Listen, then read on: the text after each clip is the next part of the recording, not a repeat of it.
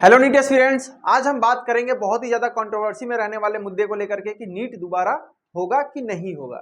ये बहुत ही ज्यादा इंपॉर्टेंट रहने वाला है क्योंकि बहुत ज्यादा कंफ्यूजन और बहुत ही ज्यादा इसका मतलब माहौल बना हुआ है कि दोबारा होगा दोबारा होगा दोबारा होगा।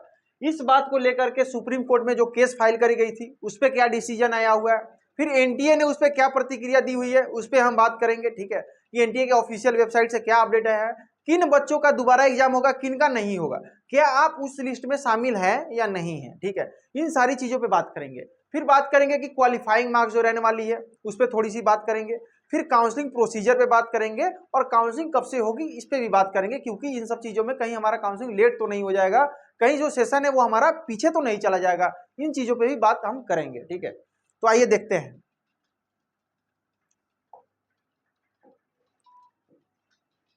ये जो ऑफिशियल नोटिस आई हुई है एनटीए का 13 जून को आया हुआ है, 13 जून 2024 को ये नोटिस आया हुआ है। ठीक है, इसमें यही कहा हुआ उन्होंने, जो हमने पूरी मतलब इस पूरी प्रक्रिया में यही बात है कि जो बच्चे इससे अफेक्टेड हुए हैं, यानी नीट 2024 में जो भी उसमें हुआ था, क्या बोलते हैं, जो भी एरर आया हुआ था, जिन बच्चों के साथ थोड़ा सा इफेक्टिव हो गए थे, उन बच्चों का क्या करना है, वो बच्चे की संख्या 1563 है, तो उन बच्चों का फिर से एग्जाम कंडक्ट कराया जा रहा है। सुप्रीम कोर्ट ने के केस के बेसिस पे, जो केसेस गए थे उसके बेसिस पे एनटीए ने फैसला लेकर के यही फैसला दिया है कि कम से कम जो बच्चे इससे इफेक्टिव हुए हैं, लगभग 1563 बच्चे जो इफेक्टिव हुए हैं, उनका फिर से एग्जाम कराया जाएगा। कब कराया जाएगा, तो री एग्जामिनेशन उनका जो होगा 23 जून में को फिर से कराया जाएगा। फिर डेट क्या रहने वाली है, तो 2 बच्चे से लेकर के 5-20 तक रहने वाली है। फिर जो रिजल्ट कब आएगा, तो 30 जून को रिजल्ट आ जाएगा। तो जब 30 जून को रिजल्ट आ जाएगा तो काउंसलिंग भी क्या उसी के आसपास चालू होगी, उससे पहले काउंसलिंग तो स्टार्ट होगी नहीं। तो इससे पहले काउंसलिंग कैसे स्टार्ट नहीं होगी, तो 7 तारीख को यानी 7 जुलाई को लगभग स्टार्ट हो जाएगी। किसकी काउंसलिंग, तो एमबीबीएस वालों का काउंसलिंग, यानी एमसीए की काउंसलिंग स्टार्ट हो जाएगी, एमसीसी काउंसलिंग स्टार्ट हो जाएगी 7 तारीख को। ठीक है, 7 जुलाई से काउंसलिंग स्टार्ट हो जाएगी। फिर बात आती है बीएमएस वाले का क्या है, ये एमबीबीएस के लिए होता है, फिर बीडीएस के लिए होता है, फिर कुछ नर्सिंग कॉलेजेस होती है, बीएससी नर्सिंग की भी होती है यहाँ से। ठीक है,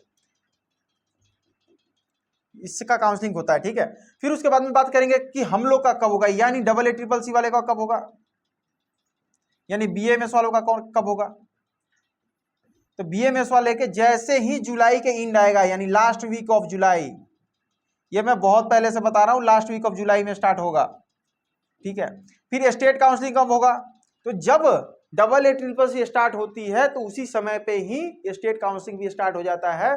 उसी के पहले या दूसरे राउंड के बाद में स्टार्ट हो जाता है। महाराष्ट्र का होता है, फिर उत्तराखंड का होता है, झारखंड का होगा, बिहार का होगा, उत्तर प्रदेश का होगा। ठीक है, ये सारे प्रोसीजर रहने वाले हैं। फिर अब बात आती है कि जब इन सभी बच्चों का एग्जाम होगा तो इसमें कब होगा कैसे होगा वो एनटीए डिसाइड कर लिया। ठीक है, अब हम बात करेंगे किस चीज पे लेकर के, तो काउंसलिंग प्रोसीजर क्या क्या रहने वाला है। ठीक है, अब हम क्या बात करेंगे, काउंसलिंग प्रोसीजर क्या क्या रहने वाला है। तो इसमें जो मेन काउंसलिंग का बात करेंगे हम, ठीक है, किसकी, बीएमएस वालों की, गवर्नमेंट और प्राइवेट। गवर्नमेंट वाले कैसे काउंसलिंग कराएंगे, प्राइवेट वाले कैसे कराएंगे, तो देखो AA CCC नाम का आपने नाम सुना होगा, हर जहां भी जाओगे काउंसलरों का नाम सुनोगे AA CCC। फिर बात करेंगे प्राइवेट। अब देखो इसमें पूरा स्पष्ट हो जाएगा, ये मुद्दा पूरा क्लियर हो जाएगा। AA CCC में 15% सीटें आती हैं, जो ऑल इंडिया काउंसलिंग जिसको बोलते हैं, यानी इसमें हर स्टेट का बच्चा पार्टिसिपेट कर सकता है। ठीक है, यानी आप बिहार से हो, महाराष्ट्र से हो, राजस्थान से हो, कहीं से भी हो, आप आकर के इसमें काउंसलिंग में पार्टिसिपेट कर सकते हैं। किस कॉलेजों का होता है, तो गवर्नमेंट एडेड, सेमी गवर्नमेंट और डीम्ड यूनिवर्सिटी का होता है। यहां से डीम्ड का होता है, गवर्नमेंट का होता है, सेमी गवर्नमेंट का होता है। ठीक है, अब बात करेंगे कि सर हमें प्राइवेट कॉलेज लेना है तो कहां जाएंगे, तो प्राइवेट कॉलेज का जो रहना है स्टेट काउंसलिंग।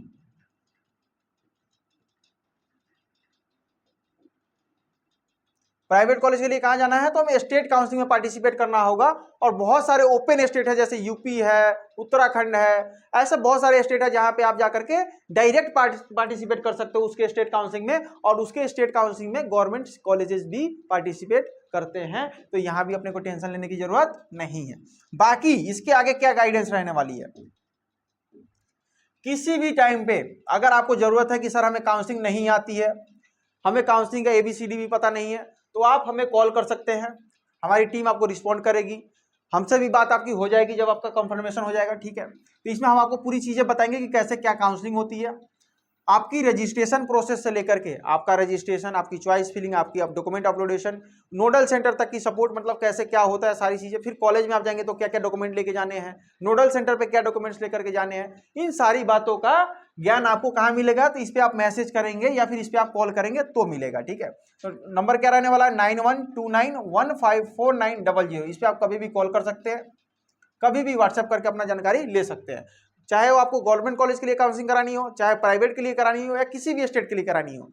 बट बात ये रहेगा जो बच्चे क्वालिफाई हैं, मैं फिर बता रहा हूं, जो बच्चे क्वालिफाई है वही मैसेज करा करे, बहुत ज्यादा कॉलें आती है तो फिर डिस्टर्बेंस आती है।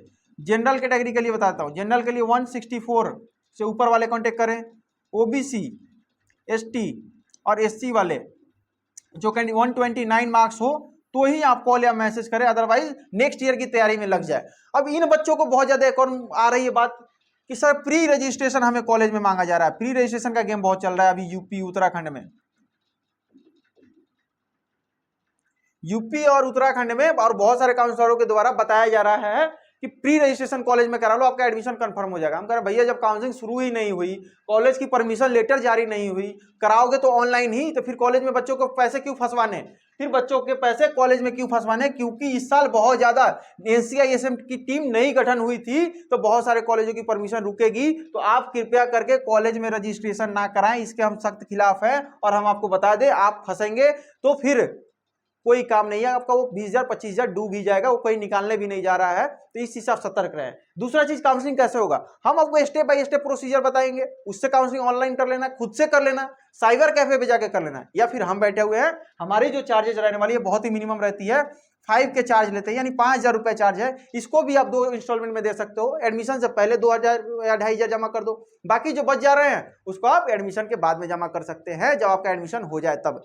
बस आज का ये वीडियो यहीं तक रहेगा, नेक्स्ट वीडियो में बात करेंगे डॉक्यूमेंट रिक्वायरमेंट की, ठीक है, कि क्या क्या डॉक्यूमेंट लगते हैं, इस वीडियो पे आएगी आपका जो नेक्स्ट टॉपिक रहने वाला है। फिर आएगा कुछ यूपी के प्राइवेट टॉप कॉलेजों के बारे में वीडियो आने वाले हैं।